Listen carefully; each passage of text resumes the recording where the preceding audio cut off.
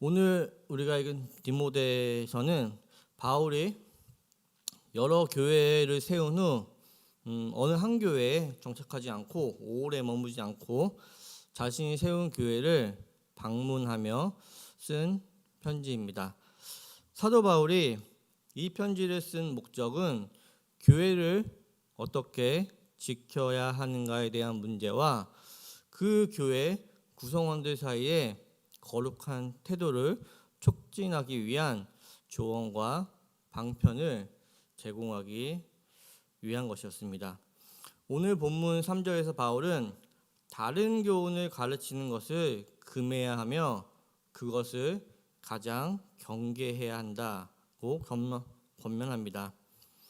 우리가 가장 경계해야 할 것이 무엇일까요? 불교, 이슬람교, 무속신앙 등 다른 종교일까요? 아마 여러분들 중에 기독교를 떠나 불교, 이슬람교, 무속신앙 등 다른 종교를 믿을 분들은 없으실 것이라 생각이 듭니다.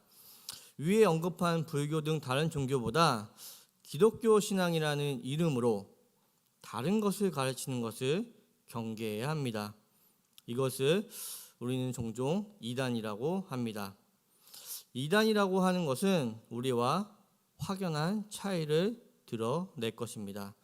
그러나 이러한 차이를 드러내는 이단보다 확연한 차이를 드러내는 이단보다 더 경계해야 할 것은 기독교라는 이름 아래 신앙을 교모하고 미묘하게 혼합하고 바꿔가며 그리스도인들을 현혹하는 경우일 것입니다. 본문 4절에서는 신화와 끝없는 족보에 몰두하지 말게 하려 함이라. 이런 것은 믿음 안에 있는 하나님의 경륜을 이름보다 도리어 변론을 낸다라고 말씀합니다. 여기서 변론을 낸다는 것은 하나님의 목적과 하나님의 일을 이루는 것이 아니라 논쟁만 일으키고 소모적인 일에 빠져든다는 것입니다. 또한 이 말은 진리의 문제가 아닌 것을 가지고 소모적인 논쟁을 하거나 싸우지 말라는 의미 또한 포함되어 있습니다. 우리는 큰 문제가 아니라 사소한 일들에 의해 신앙생활에서 우리가 누려야 할 것들을 제대로 누리지 못하는 경우가 많이 있습니다.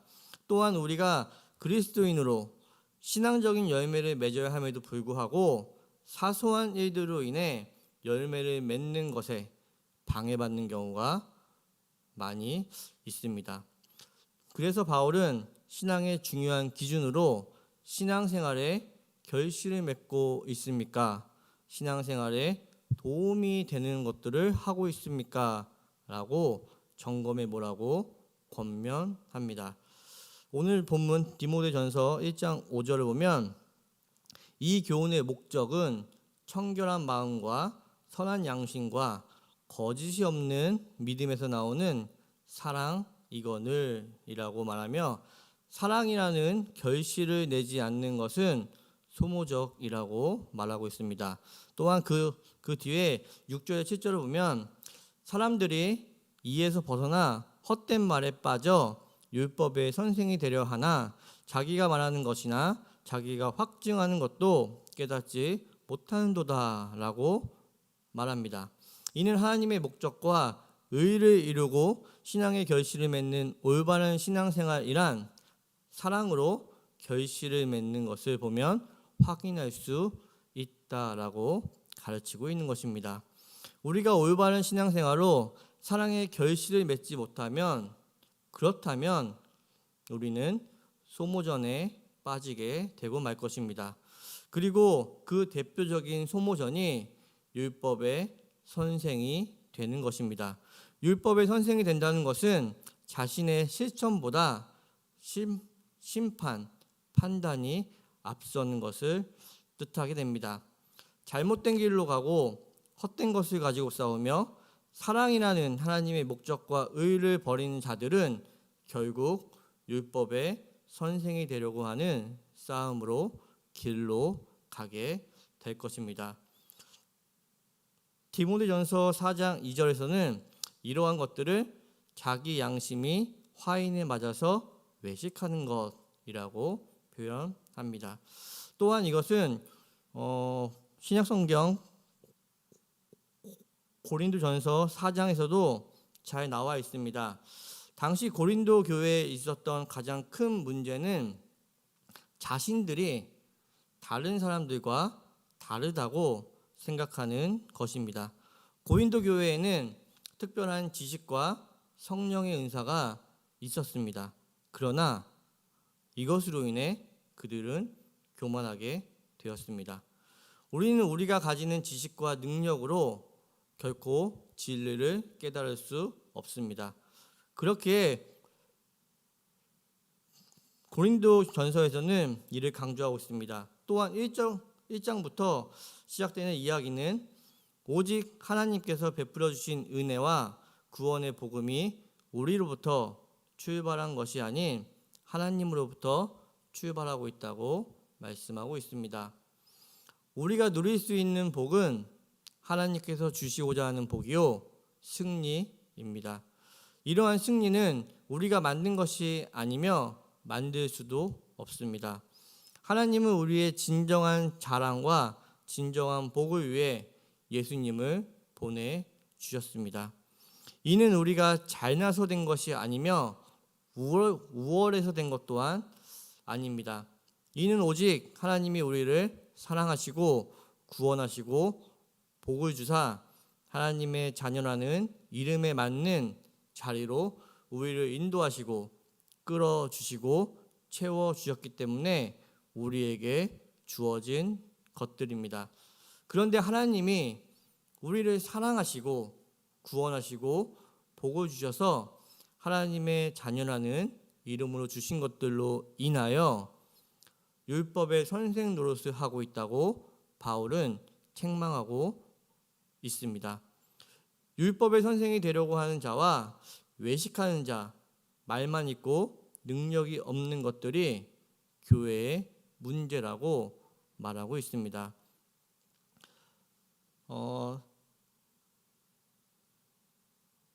사도 바울은 지식이 전부가 아니라 사랑이 전부라고 고린도전서 8장에서 가르치고 있습니다. 지식은 분명 꼭 필요합니다.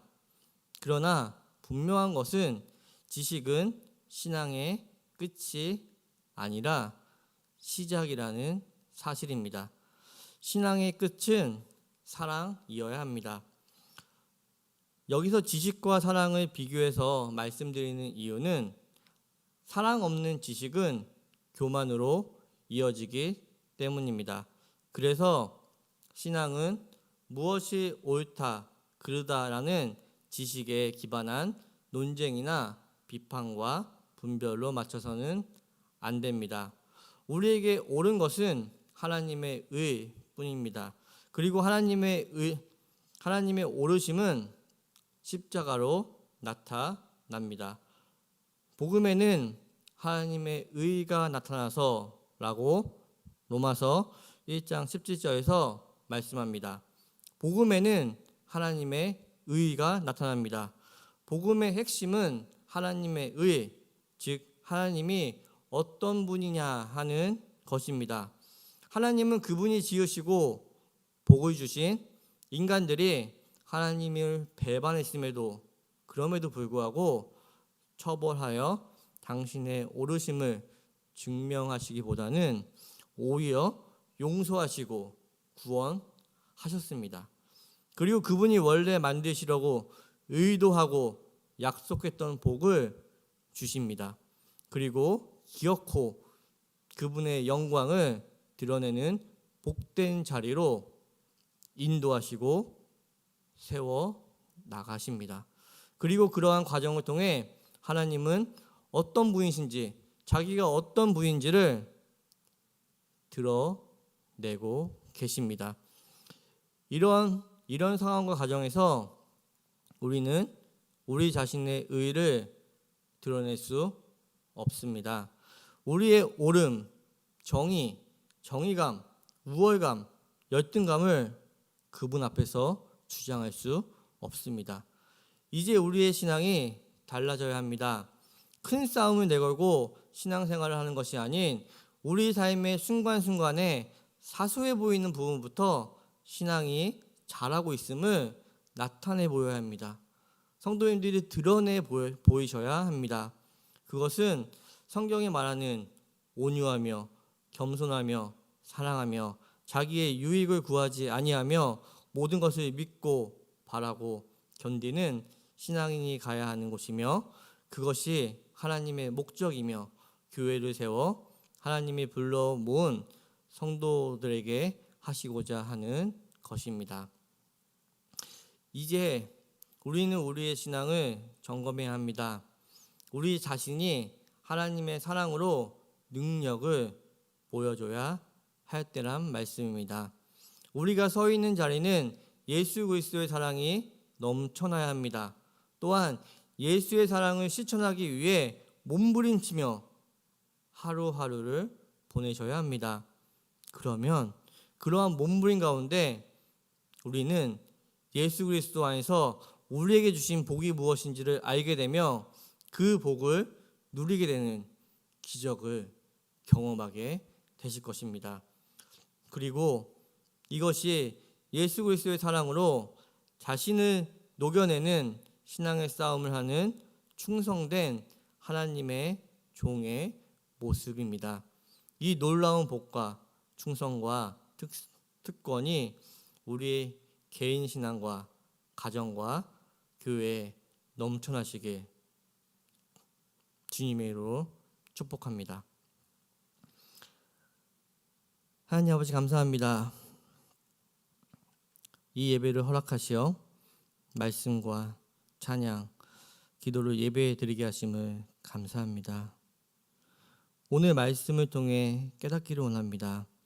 나의 능력으로는 하나님을 알 수도 진리로 나아갈 수도 없음을 고백하게 하시고, 하나님이 택하신 백성으로 그리스도 안에서 성령님에 의해 하나님이 누구신지를 알아가며 성도님들의 삶의 현장에서 예수 그리스도를 의지하게 하여 주시고, 하나님의 사랑을 드러내는 귀한 신자의 삶을 살아갈 수 있도록 보호해 주시고 친히 인도하여 주시옵소서. 이 모든 말씀 우리 주 예수 그리스도 이름 받들어 기도드립니다. 아멘.